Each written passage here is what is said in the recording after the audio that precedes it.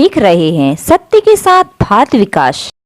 सत्य के साथ भारत विकास चैनल पर मैं राकेश सेन आप सभी का अभिवादन करता हूं।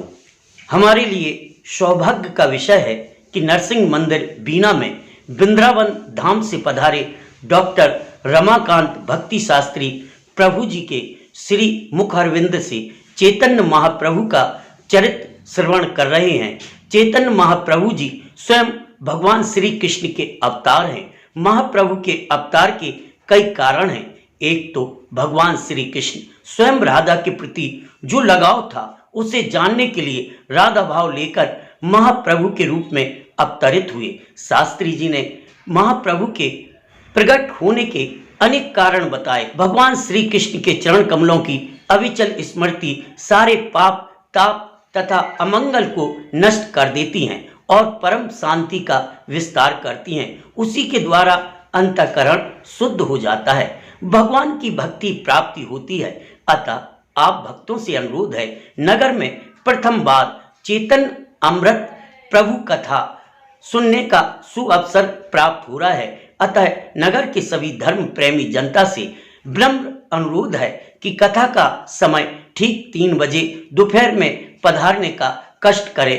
जय श्री राधे कृष्णा। हृदय में प्रविष्ट होता है और वो पिंड वो अपनी सहधर्मिणी अपनी पत्नी सच्ची माता के हृदय में रख देते हैं। ये पुरंदर मिश्र अपने मनोभाव को अपनी धर्म पत्नी सच्ची से कहते हैं, सच्ची क्या तुमको कुछ अनुभव हुआ है? जो अनुभव हमें हुआ। सच्ची माता पूछती है, प्रियतम क्या अनुभव हुआ आपको? मैंने देखा एक ज्योतिर्मय पिंड मेरे हृदय में प्रविष्ट हुआ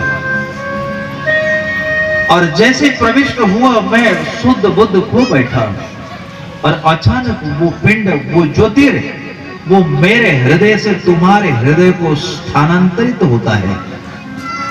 क्या सच्ची तुमको कुछ अनुभव है? तो माता सच्ची कहती, हाँ प्रभु मैंने भी ऐसा सपना देखा। एक दिव्य ज्योतिर्मय एक आलोक पुंज एक प्रकाश पुंज आपके हृदय से मेरे हृदय पे संचारित होता है। लगता है कि हमारे घर पे कोई महापुरुष आने वाला है, कोई ना कोई महापुरुष आने वाला है। सच्ची माता और जगन्नाथ मिश्र परम आनंद में कालातिपात करने लगे। ध्यान देना, इस इनके पूर्व पुरंदर मिश्र की 8 लड़कियां हुई और वो सारी कन्या एक एक करके मर गई।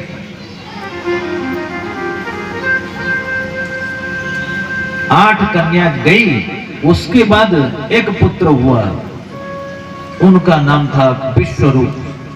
वो थोड़ा बड़ा हो गया था। एक पुत्र, 8 कन्या गई और 9वें गर्भ को विश्वरूप। विश्वरूप के बाद ये चैतन्य महाप्रभु आने वाले हैं। उससे यानी कि चैतन्य महाप्रभु एक माता पिता के 10वें गर्भ को ही आते हैं। जरा विचार करो, हम 2 हमारे 2, ये अच्छी बात है, लेकिन वो हम 2 हमारे 2 भी आज का नारा नहीं रहा। क्या रहा? हम 2 हमारे 1। तो कहां से चैतन्य जन्म होंगे?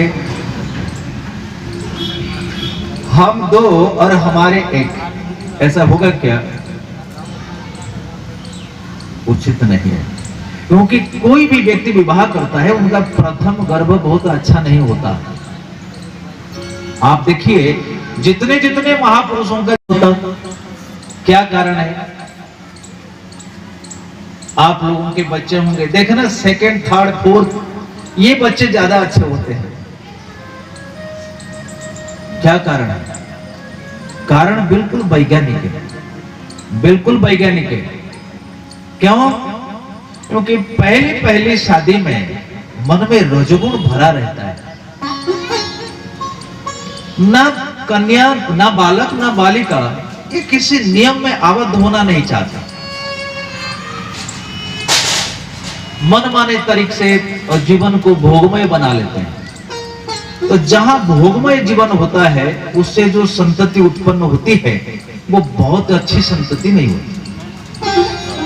जब विवाह को 10 साल हो जाते हैं, जब विवाह को 15 साल हो जाते हैं, उस समय स्त्री और पुरुष दोनों का मन एकदम संयत हो जाता है, स्थिर हो जाता है।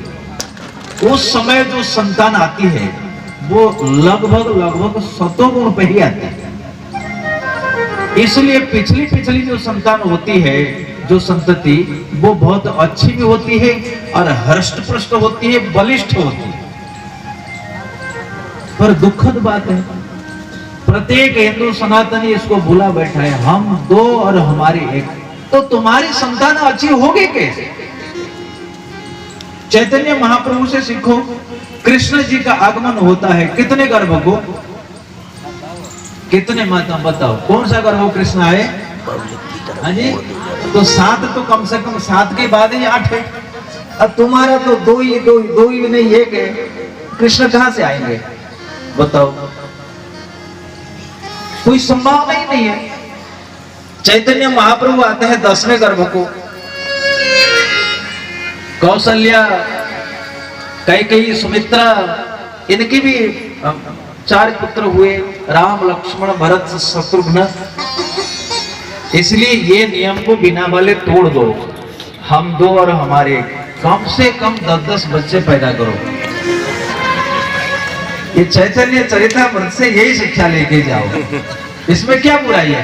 क्या तुम सोचते हो मध्य प्रदेश में जगह की कमी है? कमी है।